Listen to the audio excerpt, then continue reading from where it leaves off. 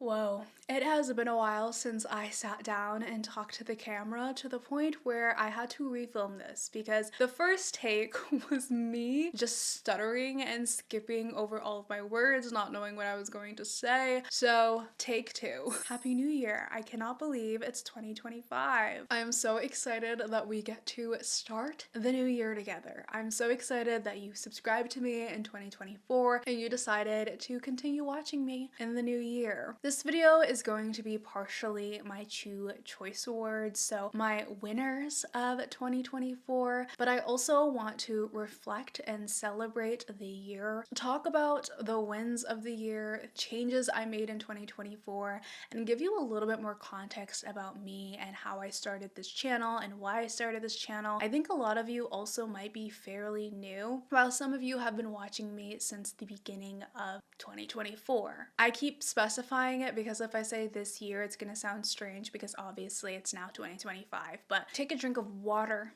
Every time I say that, you'll definitely stay hydrated. And then at the end of this video, I want to share some of my goals for the year and changes I want to make on this channel moving forward. And one of those goals is to show less products, share more ideas, and have more discussions. Starting with the two choice awards. So that means I am changing this year's two choice awards. I apologize in advance to those of you who are looking forward to hearing all of my best of beauty. I think by this point, if you have been watching my video for about a year, you already know what my favorite products are. I tend to repeat the same products over and over again so you can get an idea of what I genuinely love and use on the daily. My last video also shared all of my most used beauty products of the year, so that gives you an idea of what I genuinely have used. And this video, I decided instead of being repetitive, I wanted to share new things that I incorporated into my beauty routine in 2024 that I will be taking with me in 2025. So there will be no mention of products in the video, at least. For those of you who are interested in actual detailed product reviews and recommendations based on what I've been using this year, I will continue to share all of my favorite products in the description box. But starting today, we are going to make a slight shift, and I'll let you know a little bit more about that goal later on in the video. Let's start first by reflecting on 2024. I think it's important to not just write New Year's resolutions or goals or things that you want to do better at, but actually assess and evaluate what went well in the year, what went badly in the year. Overall, I think 2024 for me was a successful year, a more successful year I've had in a while, one where I really committed. Well, I think I achieved one of my harder goals that I've always pushed off for a while, and that was growing this community on YouTube. I think I started off the year with around like 2,000 subscribers, which is insane because when I was looking at my analytics and I realized I grew over 20,000 people in 1 year, I truly just like couldn't believe it because I knew my channel was growing, but I didn't realize the progress I was making. I think sometimes you get lost in the day-to-day, all of the problems, the obstacles you have to face to really get to where you want to be. And so you think that it's a constant struggle and you think that you're doing terribly, but when you actually look at where you started and where you are, there's a significant improvement and change, and that's how I felt this year when reflecting on the growth of this channel. Now, at the end of the day, 24,000 subscribers and just any follower count or viewership count or any number on social media is just a vanity metric. It's just a number. But for me, I think it personally represents my growth, my commitment, and my consistency, which I'm not saying I never had that before, but I always struggled with creating content. If you've never watched any of my videos before, or if you're fairly new, for context, I have been making YouTube videos for fun since I was maybe 12 years old, before influencing was even a thing, and it's always been a dream of mine to create content. I actually started off when I was younger making content around beauty, but then I shifted to fashion and then I shifted to lifestyle, and all of those videos were awful. They're privated. They do not exist on YouTube. And because I was always just doing it for fun, I was never really consistent with it. I also wasn't really good at it. I didn't have a strategy or a good strategy of posting. I was kind of chasing after the next thing. But 2024 was the year where I was actually understanding what I was posting, having fun with what I was posting, had a strategy of what to post, and found routines and habit that would make me more consistent. So for me, that is a big deal. But I think the fact that I've fallen in love with beauty is so full circle, because when I started making videos on beauty, I was really young, and then I fell out of beauty. I wasn't even a viewer during the 2016 beauty era, and 2020 was the year that really revived my love for it. So now that I'm here and I'm making content, I feel like it's healing a part of my younger self, and that really means a lot. And 20,000 people, that's a lot of people. A lot of people that watched one video and decided, I like you, subscribe. And this was the year that I also experimented with a lot of different formats of content, and I'm always going to continue experimenting with different formats of content because I just don't want things to get boring. My top kind of videos last year, which is weird to say, were my shop with me videos, criticizing new makeup series, and really any opinionated videos on the makeup industry or the beauty industry as a whole. If you did find me through any of those videos, let me know in the comments below. Thank you so much for sticking around and enjoying my content. Every like, every comment, every view has really helped me grow in 2024, and I cannot wait to see how I continue to grow, how you continue to grow, and how the channel continues to grow in the new year. With that being said, because I experimented and tried a lot of things, I also learned what I liked and what I hated about making content, even the topics of videos. So I did post a lot of shop with me vlogs, and originally my goal with these vlogs is to share with you my mindset and thought process about shopping at Sephora, shopping at Ulta. And a lot of you really enjoyed my take on shop with me's because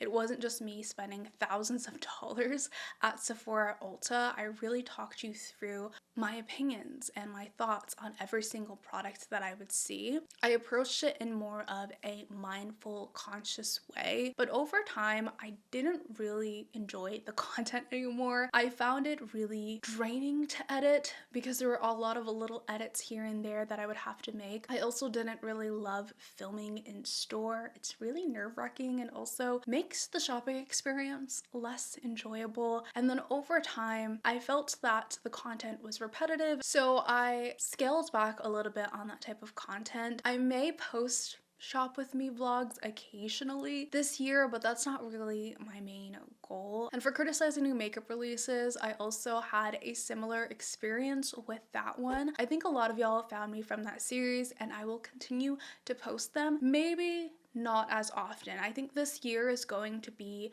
me focusing on really challenging myself to not just talk about products, not just talk about makeup or like what's going on in the beauty industry, but also sharing with you some more helpful, actionable tips on how to build a beauty routine that aligns with your preferences, your lifestyle, and your budget. This will all make a little bit more sense once you hear my goals for 2025. But until then, let's move on to the more fun part of this video, which is all of the things that I incorporated in my beauty routine last year that I have been really enjoying and has changed the game and really improved or elevated my beauty routine. Starting with hair, I am not one to really experiment with the color of my hair. I have in the past tried to dye my hair almost blonde, like blondish highlights, and it was a disaster. Would not recommend. I have this dream of being a full-on blonde. I think that blondes just have more fun. All of my favorite characters from movies and shows and even celebrities just so happen to be blonde. I think there's just something about the blonde, right? But I do not think blonde is for me. I have really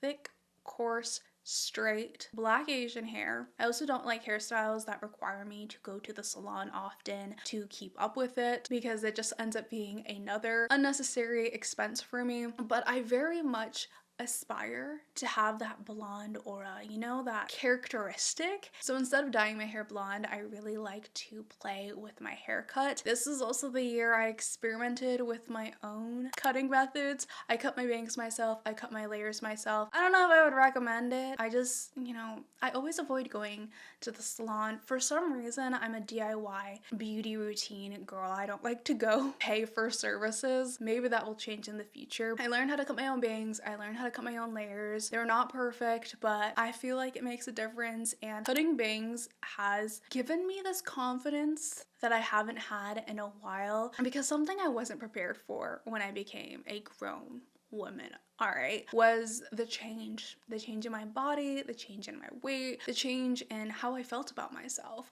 I was so used to seeing my younger teenage body, or even like my young adult self, that as I grew and transformed and went through this, what I would consider to be a second puberty, I did not know how to style myself. I didn't know how to do my hair, my makeup. I had kind of like a crisis when it came to my beauty routine, not really knowing what fits me. But when I cut these bangs, I finally felt this feeling of relief. Like, it just feels right. I feel like bangs are just an accessory to your makeup and your style, and I've really just been enjoying it. Is it a pain in the butt to take care of and keep up with? Yeah, not as much as blonde bleached hair, but I do trim them often. I've had moments this year where I trimmed them too short and I had to hide them. I've had moments where they're too long and I don't like them. But right now I'm in a phase where I like the length, and they're probably gonna be this length. Like, this is where I think I'm gonna continue to trim the length. I also have to style them often because I have stray hair, so in order for them to look like this, I do have to use heat on it. But that doesn't really bother me because I really love the way that it looks, and I will continue to have bangs until I'm ready for a change. So thank you, Sabrina Carpenter, for the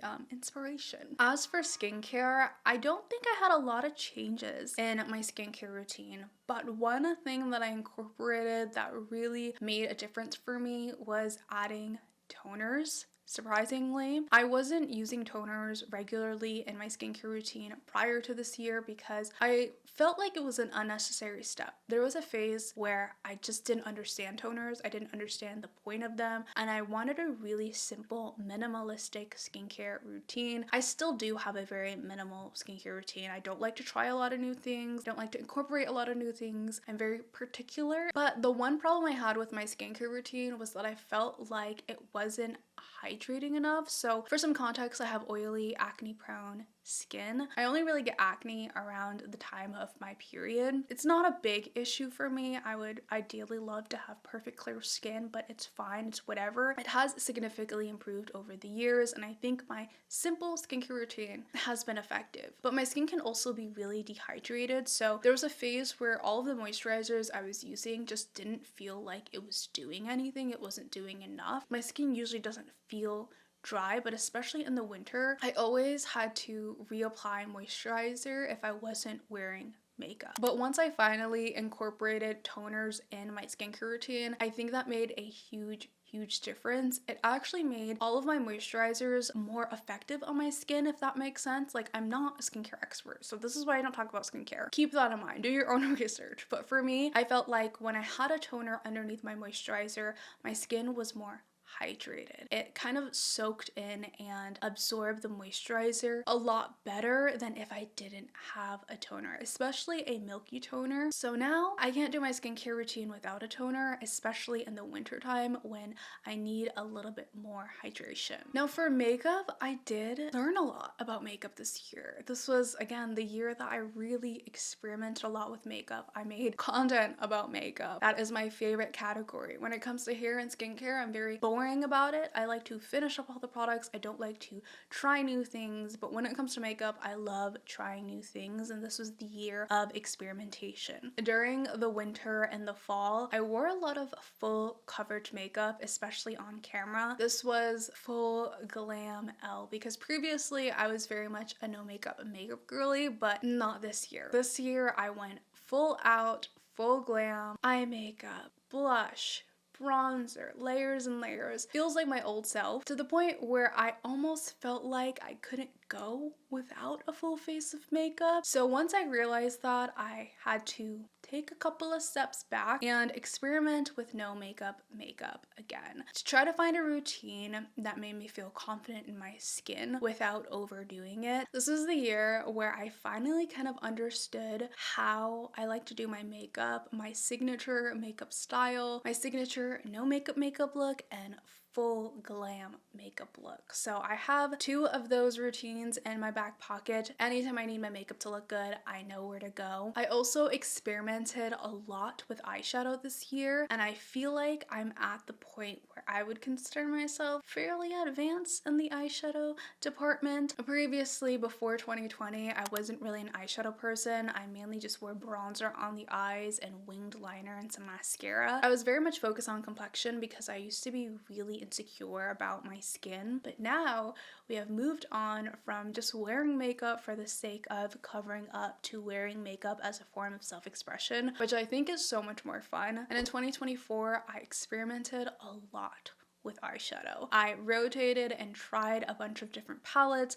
I played with color, I played with cool tones, which I normally don't like, but now I like cool tone eyeshadow, different kind of eye makeup shapes, and I came to the conclusion that I really like more of that cat eye shape when it comes to eye makeup. I also switched between brown liner to black liner, and brown liner was trending for, well, it's still trending for quite a bit. I think that was just like the suggestion that everyone was making for a softer, more subtle eye makeup look, and that's great for the everyday. But as someone who has dark black hair and wants my eyes to pop on camera, but also wants my makeup to kind of pop in person, I realized that black eyeliner is more fitting for my skin and my hair color. And ever since I switched from brown liner to black liner, I always get comments on my eye makeup look. A lot of y'all have been noticing, and that is the biggest difference in my routine. This is also the year I experimented a lot with lip combos, lip liner, lipstick, lip gloss. Prior to this year, I was very much basic when it comes to the lip products that I use. It wasn't until like the past 2 years I started wearing lip liner, and I cannot believe I went my entire life without wearing lip liner. It's like wearing eyeshadow without mascara. It feels like a crime. It's definitely essential in my makeup routine now, but not only did I start wearing more lip liner, I also started experimenting with different shades of lipstick, different lip glosses, to really understand what I like about lip products and what I don't like about lip products. So now I'm coming into this new year with a better idea of what my preferences are. I definitely prefer things that are more on the warm end of things. I also like things that are a little bit more nude, and if I were to do something a little bit more bold, I lean more on like the red brown side of things, but I don't really like to experiment with any other lip color. I'm very basic. And lastly, this was the year of me trying out K-beauty, J-beauty, C-beauty, Asian beauty for the first time, specifically makeup products, because previously I've tried skincare, but my trip to New York this year was the gateway to me trying a lot of Asian makeup products, and I now finally understand those of you who comment on my videos saying things like K-beauty did it first, try this insert Asian brand because it's better and cheaper. I understand where you're coming from now, I really do, and I think this is something I'm going to continue to be curious about in 2025. A few months after my trip to New York, I also put in an order at Yes Style, and I just feel like the formulas are a lot more interesting and new and fresh to me. Like, it might not actually be new or innovative or anything of that sort, but from someone who lives in the US and tries a lot of makeup at Sephora and Ulta, I love that these beauty brands are a little bit more unique, and so I'm definitely excited to tap into that a little bit more. So those are all of the new things that I incorporated in my beauty routine this year that I discovered. Let me know in the comments below your beauty highlight of the year. What did you try, and what will you be bringing into 2025? And hopefully, if you were looking forward forward to Chew Choice Awards or finding out what products I enjoyed. The description, I'm hoping, is enough for you, but if you have any questions, let me know in the comments below. With that being said, now that we've reflected on 2024, it's time to finally move forward to 2025 and set some goals and intentions for the year. These are things that I want to improve or change on this channel in order to build a stronger community. So the first goal is meant to grow this community, make content that is as valuable and as beneficial for you as possible. And in order to do that, I want to start slowly, keyword slowly, shifting my channel from showing so much product and instead sharing more ideas and having more discussions. Now, that doesn't mean I'm never going to show a product. That doesn't mean I'm never going to have a sponsorship or a brand deal on my channel ever again, but it just means I'm going to be a lot more strategic as to when and why I am showing a product on my channel. I don't solely want to be your go-to product reviewer. I'm of course still going to review products and talk about products, but not in the capacity that I have previously. So last year, I feel like a majority of my content was very product focused. Even my shopping videos were very product focused. My criticizing new makeup releases videos was very product focused. I want to share more actionable tips, have more in-depth discussions about the beauty industry, and more effectively help you build a beauty routine that is beneficial for your life, your preferences. I feel like not only will this be more beneficial for you as a viewer, but it will also challenge me a little bit to think outside of the box, outside of what video can I make to show all of these products. An example of this is the Patrick Ta video essay that I made. Although it did center around the controversy over one product, it was also a deep dive into the Patrick Ta brand itself, which led to a more deeper marketing discussion rather than just a review about the product. I think when I reflect on why I started this channel, why I started talking about beauty videos, the original intention still remains, which is helping you find the best routine, the best products that work for you. But sometimes when every video is product related, the message kind of gets lost because we are constantly thinking about the next new thing, which there's nothing wrong with that. Of course, I feel like that's part of the beauty industry, that's part of the beauty community. Now, I didn't mention any products in this video, but this leads me to my second goal, which is a goal to fund the channel. Fund the content. I am a big believer that content creators, creatives in general, everyone should get paid what they're worth. So in order to do that, I want to continue to share products, again, strategically, but ideally when I do, again, ideally, this is in a perfect world, I would love the product to be sponsored. All in the same breath, I want to continue being very particular about what brands I work with and very transparent when I am working with a brand. I think as my channel grows, I will continue to get opportunities to work with brands, to have sponsorships. Again, I don't want that to be the core of my channel. I don't want that to overwhelm my channel. Transparently, I know is not the most beneficial for you as a viewer. If you do see a sponsorship on my channel, it's specifically to benefit the channel and will support me to continue posting. I wanted to include this goal specifically because it's nothing new. Like if you watch my videos, you are probably already aware of my process when it comes to sponsorships, but some of you are new to my channel, and I know that a lot of people are skeptical about influencers, brand deals, and their sponsorships and their undisclosed ads. So I want to make it very clear about how I run that on my channel. And I don't know if there's going to be an increase in 2025, but there's a chance because that is part of my goal. And then the very last goal to improve my quality of content is to be more aligned and get clear on what I'm trying to achieve with every post. Sometimes I think of a video idea, but I'm moving so fast that I don't fully ask myself, like, what's the point of this video? Why am I posting this video? And then I end up with a video that I filmed that could have been improved or done better, but I didn't realize that until I was editing. So this year I just want to be a little bit better when it comes to pre-planning and conceptualizing my video content. Think a little bit deeper. I want to focus more about the messaging of the video rather than just the idea itself. I want to experiment more and learn more. I want you to get excited every time you come to my channel or every time you see a new video. And that is it. Those are all of my content channel goals for 2025. If you have any unique fresh video ideas for the year that seems aligned with some of the goals, let me know down in the comments below, because I'm always looking for something new. I really want to spice up the beauty space, so I would love to hear any ideas that you have. Again, thank you all for subscribing to me in 2024. Thank you for sticking with me for a whole year. And as always, like this video if you enjoyed, subscribe if you're new to my channel, and I'll catch you on the flip side. Bye!